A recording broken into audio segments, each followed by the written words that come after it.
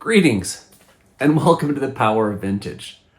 I am constantly impressed by the computer industrial design variety that happened in the 1980s especially. Somewhat the 70s, 80s, but really the 80s was a big era where people were trying to differentiate themselves. And so one of the ways in which they did that was through industrial design. You have the original Macintosh, you have the Amiga 1000, you have the Atari ST or the Commodore 64. They were all unique in their own special ways, right? You have the garage of the Amiga 1000. I don't think you saw really anything else. You have the original Macintosh where you had kind of the monitor and the body of the computer all in one, and then the keyboard separate with a handle on the top where you could pick up your computer. It was literally a luggable computer by itself. It's so super cool, right? The Atari ST with its really angular format, and the Commodore 64 bread bin, which is just a simple classic design that you really haven't seen since then. Each of these computers had their very own cool aesthetic. Side note here, I'm writing this script up. I wrote this script up on my Atari Falcon computer, and the word processor I'm using doesn't have a spell check. So the next time you try typing and writing the word aesthetic, maybe you can spell better than I can, but there was no way in the world I was going to figure that out. So I needed a little external help. It just reminded me of what a crutch we lean on today. But back to my original point, one of the coolest industrial designs is what you see here in my mind. This is just a very unique design with the began with the Atari TT, but in this case, this is the Mega STe. And it is just a very different look, a very different feel that still fit in with the Atari ST aesthetic. And today we're gonna dive into the Mega ST, look at the internals, talk a little about the history, a little less about the history again, but explore this cool bit of history.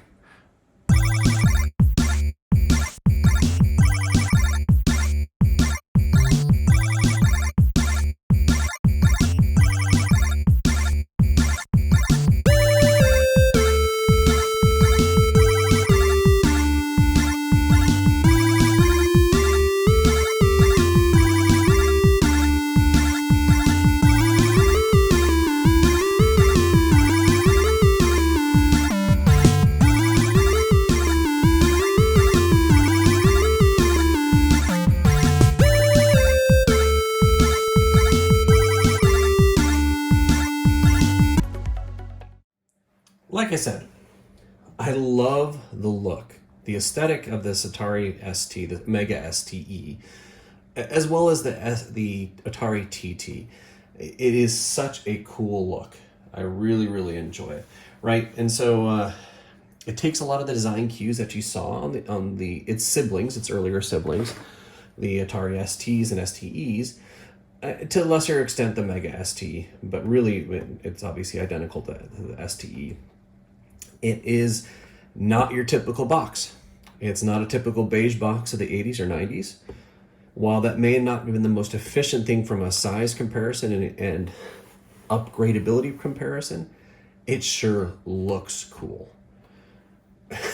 Can looks cool turn into performance? Not necessarily, but in comparison to the PCs on the marketplace or even the big box Amigas, this just has some style. You know, you may love the big box Amigas. I think they're awesome computers. I think this looks way better. It has a much better aesthetic to it. Aesthetic isn't why you buy a computer, but that said, I'm just saying. All right, so what you have is the same type of keyboard, slightly different color. The TT was more of a whitish color. This is more the Atari beige-ish, brownish color. And so the keyboard is excellent. It's a fantastic keyboard. It is not mechanical, but has a great feel. Both the TT and the Mega STe keyboards are basically the same keyboard. Good feel. I would say on par with the Amiga big box keyboards that I felt, with the exception of maybe the Amiga 1000, which I think is a step above the others. But this is an excellent keyboard. Good feel, good tactile. Nice thing about this also though is because of the design feature, this is fully compatible with, in my mind, almost in every way vastly superior Mega STe keyboard with mechanical switches.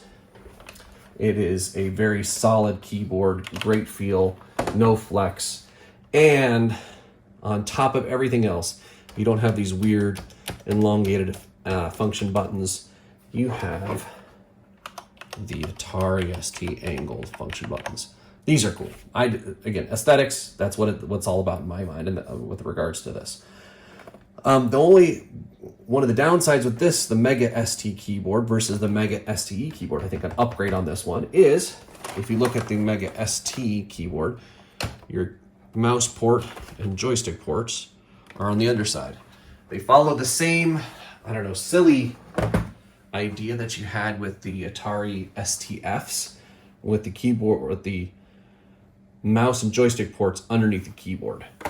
In the case of the TT and Mega STe, as you can see, you have the mouse port here, as well as the joystick port here, or joystick port 1, port 2. All right, so let's talk a little about this computer here. This Mega STe was released in 1991. And as we dig through the internals, I'll talk a little about it. But what made this different, right? So what was the upgrade? This was I would call a very slight upgrade versus the STEs, the 520 and 1040 STEs. It kept the same blitter, glue, MMU, all those chips are basically the same. The only difference the main difference is number one, the CPU, the 68,000 processor that's in this can run at either 16 megahertz or 8 megahertz software controlled. All right, so that's nice, right? So you get a little more speed. You have the addition of an FPU socket, so you can actually install an FPU with a couple other logic chips and blah, blah, blah, blah, blah. And you can get an FPU running in here, which I've put in here. In addition to that, you also have an integrated, or the option at least for an integrated hard drive that's inside of the computer. That is new to this line. Yes, you can get external hard drives for your Atari STEs, your 1040 and 520 STEs, but this is the first one where it was inside and standard. And it's a SCSI, which at the time was excellent. Let's see, you also had the VME socket, and again, I'll talk about it a little more in depth as you go on further, but the VME socket allows for some upgradability, minor upgradability, right? In PCs, you had at least 3 ISA slots. In the Amigas, you also had a significant number of Zero slots and even ISA slots as well. A lot more upgradability on those computers. You could fit 1 additional card in here as well. Oftentimes, and from what I've seen, there are graphics cards similar to what I showed in my video on boosting the Mega ST, the ST, not STE, where I added a graphics card to that. This has the same kind of capabilities as that one. All right, so let's walk around it, right? So let's take a look up front.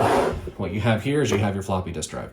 On many of these Mega STEs, you had a 1.44 megabyte floppy drive. Mine is a 720K. It's just a double-sided, double density drive that's in here. If I can find a new one, I'll put it in. Find one that'll fit, right? Because this obviously has the cool little angle buttons, the Atari aesthetic. Over here we have the hard disk drive user accessible port. I'll talk a little bit more of that later, and we'll open it up and take a look inside. This side, you have vents and cool aesthetics. This 2-tier. This is not functional. This is purely for aesthetics. All right, on the back, we have here on the left-hand side, we have the floppy disk drive, external floppy disk drive port, the standard Atari monitor port, the RF out. You have the hard drive, the CSI port here, typically used for external hard drives, 9-pin serial port, LPT printer port, parallel port, whatever you want to call it, running a printer primarily. You have 2 more serial ports. These are RS-232 ports. No idea why you need 2 for 2 modems. Put in the comments below if you have an idea of why you would need 2 modem ports, 2 serial ports on this guy.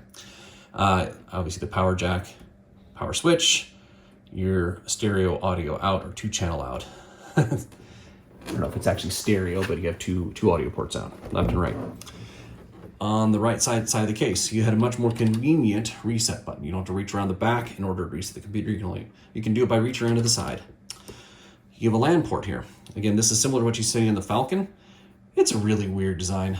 I think it's similar to what the Apples had for the Apple Talk. I'm not familiar with any software that actually really used that. Put in the comments below if you ever used it, because I was not of this era of actually working with these in a working environment. I was a kid playing with these kinds of computers. MIDI out, MIDI in, cartridge port, and the keyboard port. All right, we will open her up and take a look in the inside. All right, now that we have the keyboards off to the side, let's dig into the computer. We'll first open up this hard drive enclosure area and look inside here and kind of see what the intent was with the one screw opening in order to get into the hard drive enclosure. You could call it the user accessible area.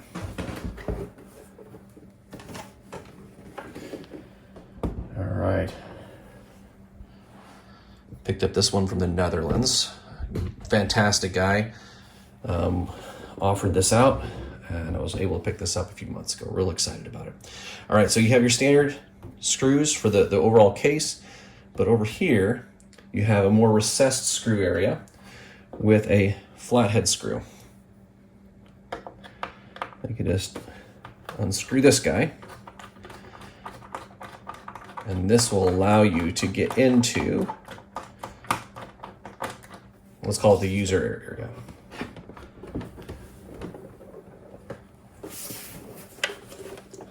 And we'll talk about some of the specifications and some of the differences between this Mega STe and the others in just a minute as we start looking at the internals. All right, as you can see here, now we can pull this off, open this space up.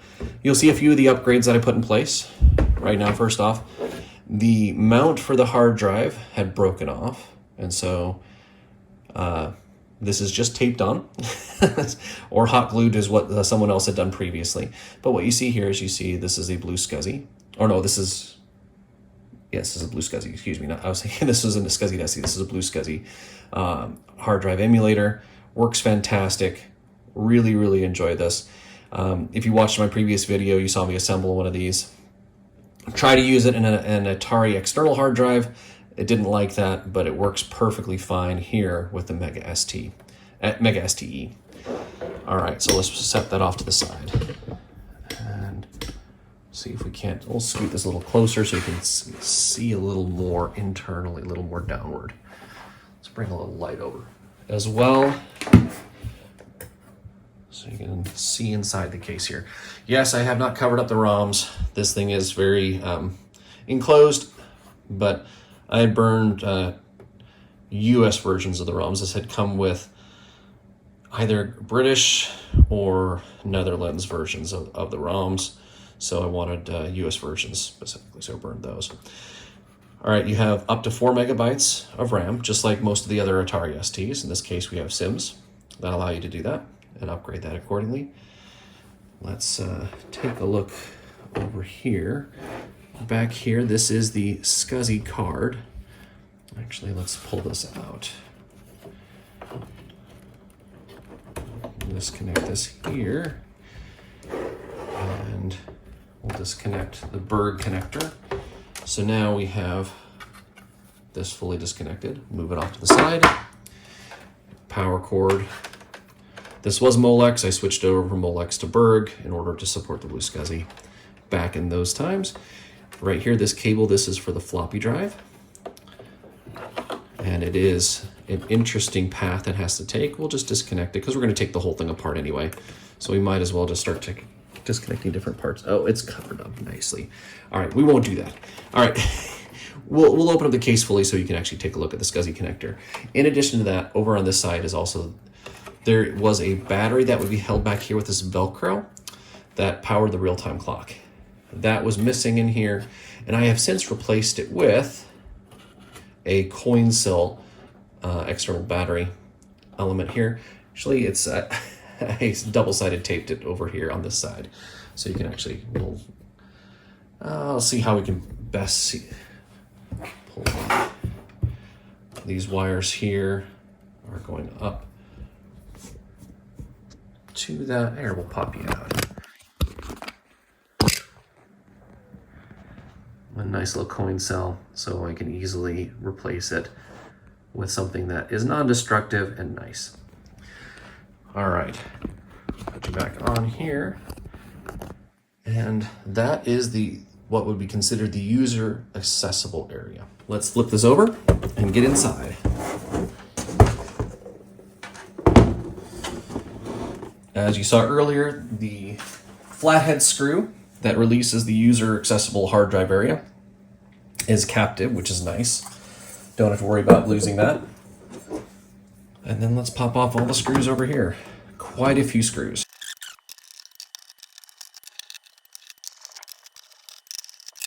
Okay, now let's now that the screws are taken off, we can start removing the top case.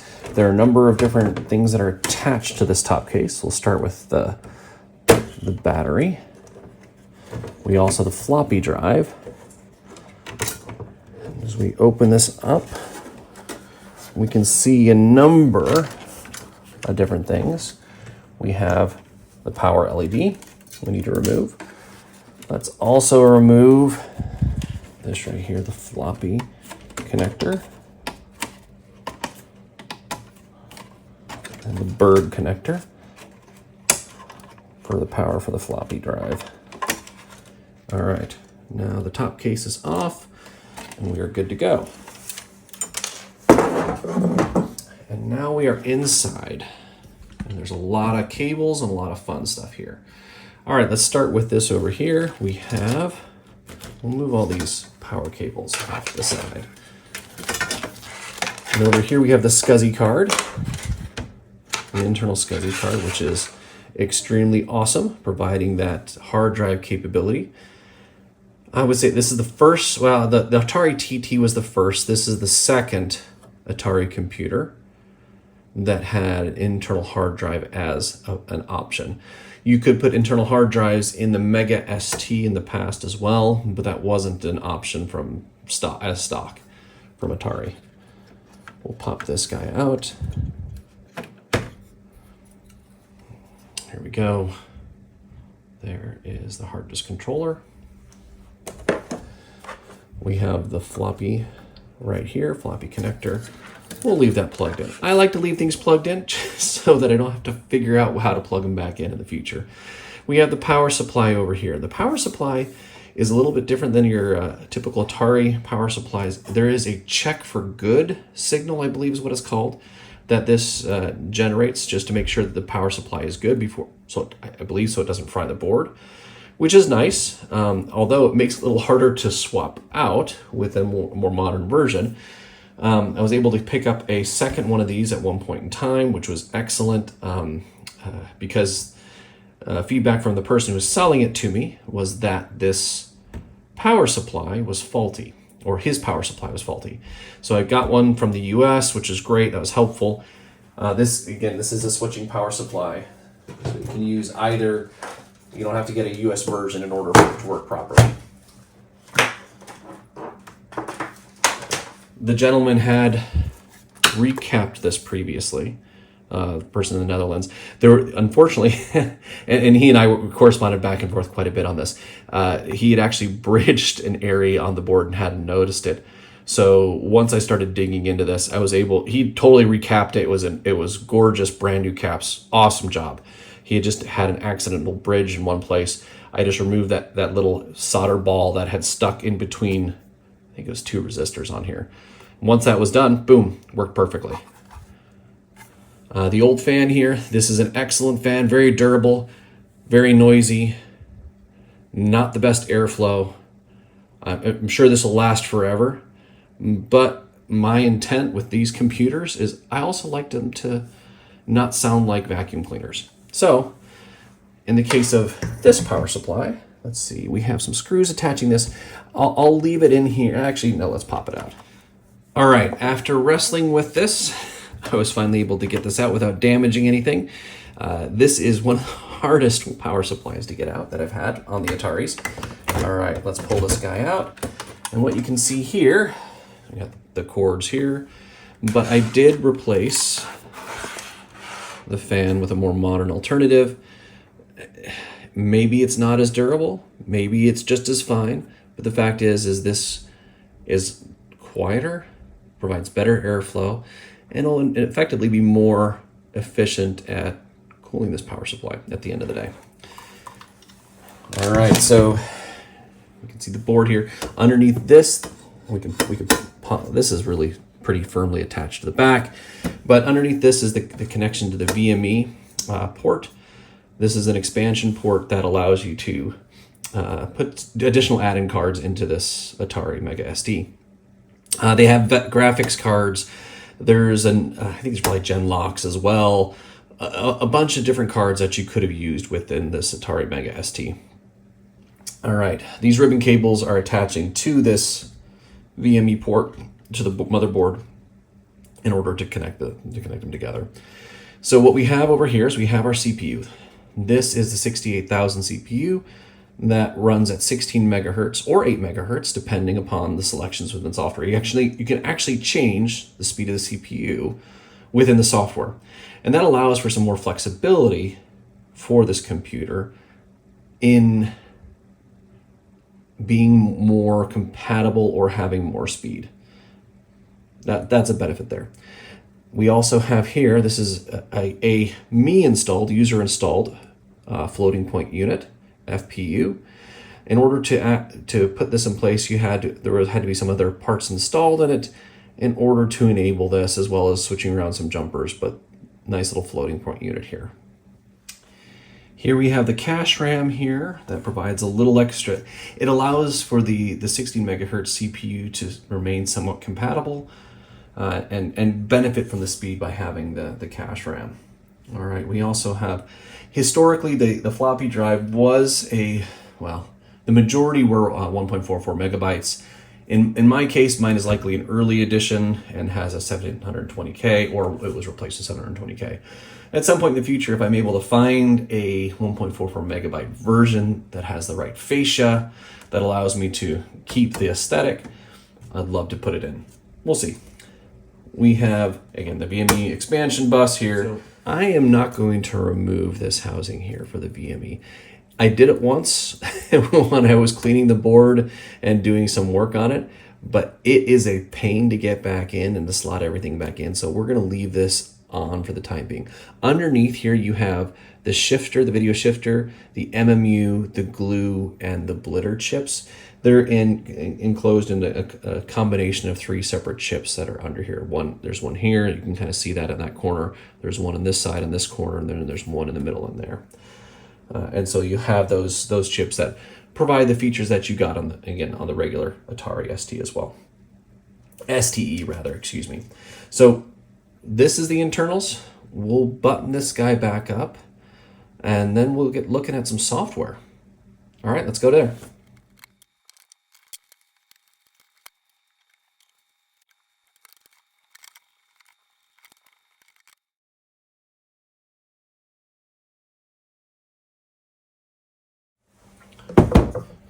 Ready to roll.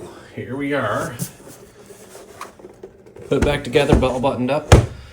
Let's go to some software. All right, here is the Mega STe in its place of operation. We have the keyboard down here, keyboard and mouse. We have it booted up on the same screen as what you saw on the Falcon. One thing I didn't note, wobbling a little bit, is I did have to replace the LED light for both the power as well as the hard drive, because both had basically corroded away completely. And so I took a couple LEDs out and replaced them with that. I'm using white LEDs. I might switch back to the greens because they originally were greens. We'll see what happens as time goes on. Here's the desktop. This is the TOS 2.06. And as we go through it, I'll actually switch over to a screen capture mode where you can actually see it in screen capture. But this is it on the big screen down here. Again, using the OSSC against the wall in order to work with this Mega STe. All right, here we're going to boot up into TOS, and then we're going to take a look at briefly the desktop, and then boot into a super cool game that's in development here for the Atari STE, STF, as well as the Amiga series. It's a game called Grind, a Doom clone.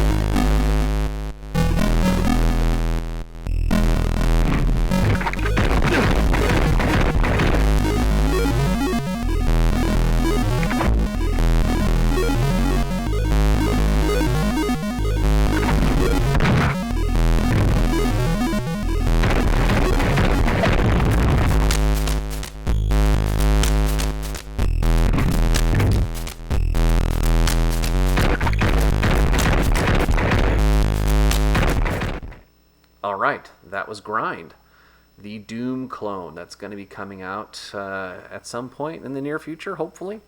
I'm a Patreon of that and really enjoy participating in that and playing around with that game. Super awesome. Now we're booting into NeoDesk to just take a look at a different desktop environment that I use especially when I'm wanting to do word processing. It's just a nice, clean looking environment. Not super compatible with a lot of stuff, but it works great with the word processing software that I'm working on here. You're going to take a look at a very old, this is First Word. I like First Word. I've used it a lot. And we'll look at an old Power of Vintage script that I was playing around with a little while ago. It's nice. It works.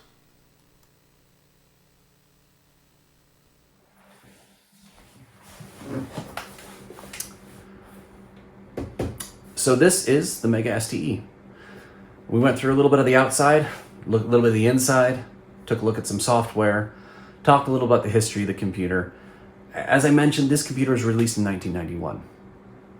My last video I talked about the Falcon, the Atari Falcon, which was released in 1992. The Atari Falcon, from a specs perspective, from a capabilities perspective, was light years ahead of this guy. Was it as compatible with old software? Probably not. No, it wasn't actually. Not probably not, it was not. But that said, this was released 1 year prior. What are the differences between this and, let's just say, the base Atari 520 ST that was released in 1985, 6 years earlier? You had a 68,000 processor, same in both. This one is faster, double the speed, or able to do double the speed. Great, awesome. You have the capability of 4 megabytes of RAM. More easily installable here, but perfectly installable in the original 520 ST. You could potentially have a 1.44 megabyte hard drive. Okay, that's an upgrade. You had an internal SCSI drive. That's definitely an upgrade. That's 6 years later. In that same period of time, we saw PCs go basically from 8088s. There were probably some 286s at that point in time, 1985, but all the way up to 486s, which were vastly superior to what we had. And even then, even 1991, you know, the average computer, a PC, or the new PCs, 386s, were substantially more improved versus this, right? So the change in capabilities over time was much more rapid in the PC market than it was in these computers. If you even compare it to what the Macintoshes had done, same kind of road, right? The big box computers With the Macintosh 2s, they had 6820s, 6830s. Not sure by 1981 if they had the 6840s and the Quadras as of yet, but they were pretty darn close to that. Big changes in the capabilities, even in the Amigas. Amigas started out in 1985 with the 68,000 CPU to the big box 2000s, 3000s, where you have substantially more upgrade capability, 6830s at least at that point in time. So substantially more capability than what you saw with the Mega STe. This wasn't enough of an upgrade in any way, shape, or form. It was really good looking though. I like the aesthetic. I think it's excellent. When it was released in 1991, it wasn't super expensive. We'll put a little box somewhere on the screen, a little pop-up you can kind of see. I pulled out some of my Start magazines with some information on it. And as I walk through the internals of the computer, I'll throw that up on there, the Start magazine. I found a fantastic review from September of 1992 that tells you that's when they were reviewing this computer, September of 1992. In the same magazine, they were talking about the Falcon. All right, so this is, again, too little too late, way too little too late. Darn good looking computer. And nowadays, whether it was super fast or way super faster or not fast enough, it doesn't matter. It's still a super cool computer. I enjoy this guy. It's a fun guy to use and use on a regular basis. If you liked the video, please like and subscribe. Really appreciate it. If you want to see more videos, do the same thing. I'm been very happy. Thank you, all those of you who have been subscribing and liking these videos that I've been putting together. I'm actually getting pretty close to 1,000 subscribers. Well, a few hundred away, a couple hundred away still, but I'm planning on doing a simple giveaway at 1,000 subscribers. We'll talk a little more about it in an upcoming video, but something to look forward to.